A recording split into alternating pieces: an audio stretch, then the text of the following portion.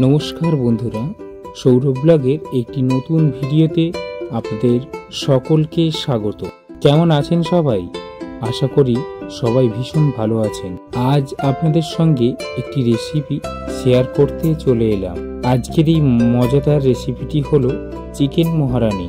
প্রথমেই ভেজে নেব পানমৌরি, এলাচ, লবঙ্গ, দারুচিনি, জিরে, ধনে, সামরিচ, গোলমরিচ, শাহি জিরা, জয়িত্রী, জায়ফল, স্টার এলাচ এবং বড় এলাচ। ভেজে নেওয়ার পর এগুলো এবার মিক্সিতে গুঁড়ো করে নেব। ভিডিওটি সম্পূর্ণ দেখুন, না হলে রেসিপিটি বুঝতে পারবেন না। তবে অবশ্যই বাড়িতে নিজেরা আমার এই রেসিপিটি দেখে নিজেরা একবার তৈরি করে নিতে পারেন।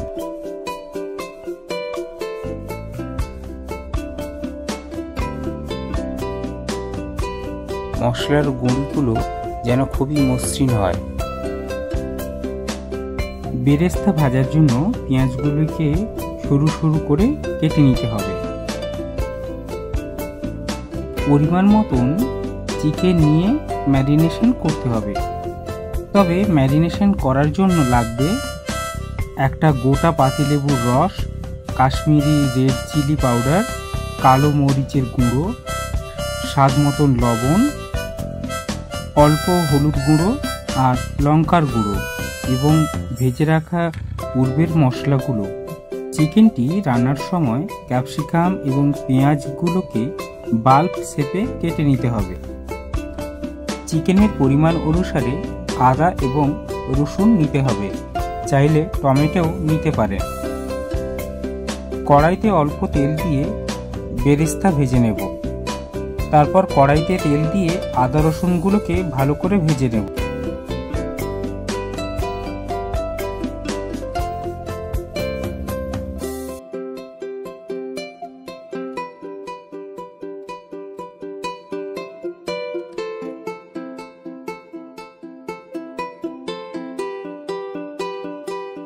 আদা রসুন ভাজা হয়ে এলে বাল্ব শেপে কেটে রাখা পেঁয়াজ এবং টমেটোগুলোকে কড়াইতে দিয়ে নাড়াচাড়া করব।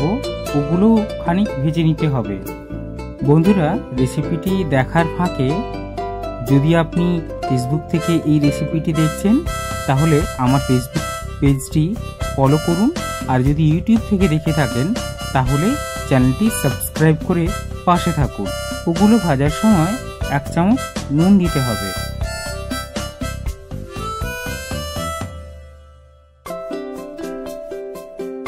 বন্ধুরা, আপনারা কি কোথা থেকে আমার এই রেসিপিটি দেখছেন তা কমেন্টে অবশ্যই জানাবেন।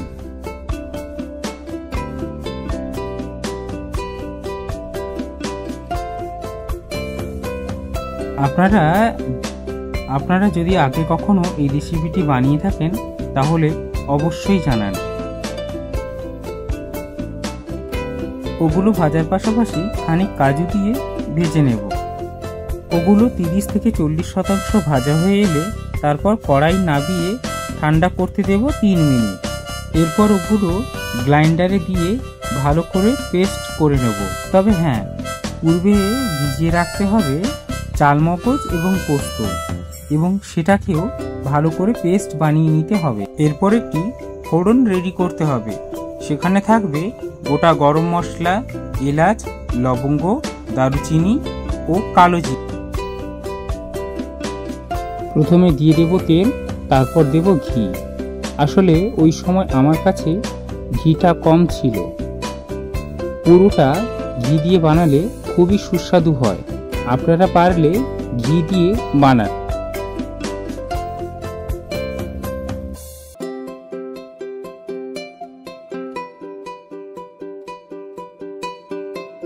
কড়াইতে দেওয়া তেল এবং ঘি গরম হয়ে এলেই দিয়ে দেব ওই মিশ্রিত ফোড়নটি।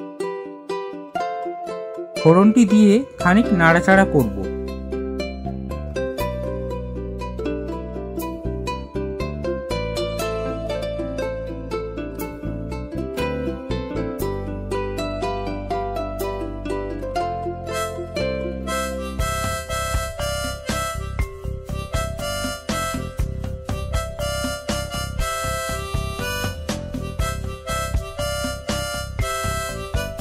ফোড়নটি একটু ভালোভাবে ভাজা হয়ে এলে দিয়ে দেব ম্যারিনেশন করা সেই চিকেনগুলো।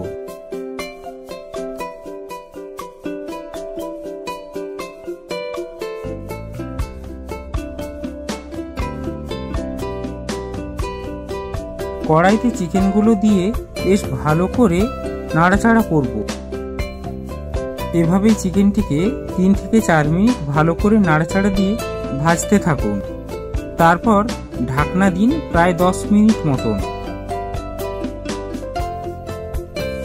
এরপর দিয়ে দেব আদা রসুন পেঁয়াজ টমেটো ও কাজুর পেস্টটি দেওয়ার পর 5 মিনিট মতন ভালো করে কষাতে হবে। ভালো করে কষানোর পর চালমগজ এবং পোস্তর পেস্টটি দিয়ে ভালো করে নাড়াচাড়া করতে থাকুন।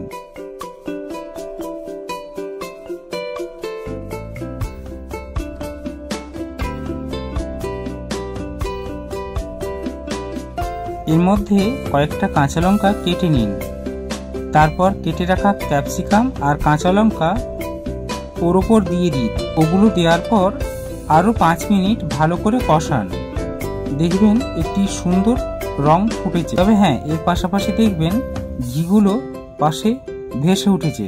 চিকেনের সঙ্গে যখন মশলাগুলো মাখো মাখো হয়ে যাবে তখন বুঝবেন মহারানী প্রায় হয়ে গেছে। এরপর ওই কড়াইতে 2 চামচ ঘি দিন আর ভেজে গুঁড়ো করে রাখা মহারানীর সেই মশলাগুলো ওর উপর ছড়িয়ে দিন। আপনারা চাইলে ফ্রেশ ক্রিমও দিতে পারেন, তবে সেটা গার্নিশের জন্য। এছাড়া কুচনো নারকেল, বাদাম, ধনেপাতাও ব্যবহার করতে পারেন। তবে হ্যাঁ বন্ধুরা, আমার কাছে যা যা উপকরণ ছিল সেগুলোর মধ্যে আমি চেষ্টা করেছি। তবে আমি শেয়ার করলাম আমার এই রেসিপিটি সত্যি সেদিন দারুণ হয়েছিল। আপনারাও এইভাবে ঘরোয়া পদ্ধতিতে বাড়িতে বানাতে পারেন। আর হ্যাঁ, কারা কারা আমার এই রেসিপি দেখে আপনারা বাড়িতে বানাচ্ছেন তার একটি ছবি আমার কমেন্ট বক্সে অবশ্যই জানাবেন, তাহলে আমি দেখে ভীষণ খুশি হব। এরপর ওর ওপর বেরেস্তা ভাজাগুলো দিয়ে দিই। ও হ্যাঁ, আর একটা কথা বলতে ভুলে গিয়েছিলাম, সেটা হলো কাসুরি মেথি খানিক গরম করে অর্থাৎ ভেজে গুঁড়ো করে ওর ওপর ছড়িয়ে দিন। এরপর কয়েক ফোঁটা ঘি দিয়ে ওর ওপর ঢাকনা দিন আর গ্যাসের ফ্লেমটি বন্ধ করে দিন। চিকেন মহারানী রেসিপিটি সম্পূর্ণভাবে প্রস্তুত হয়ে গেছে। এরকম ঘরোয়া অনেক মশলা দিয়ে ঘরোয়া অনেক রেসিপি আপনাদের সঙ্গে তুলে ধরব। আজকের ভিডিওটি এই পর্যন্ত। দেখা হবে নতুন একটি ভিডিওতে। ততক্ষণে ভালো থাকুন, সুস্থ থাকুন। টাটা।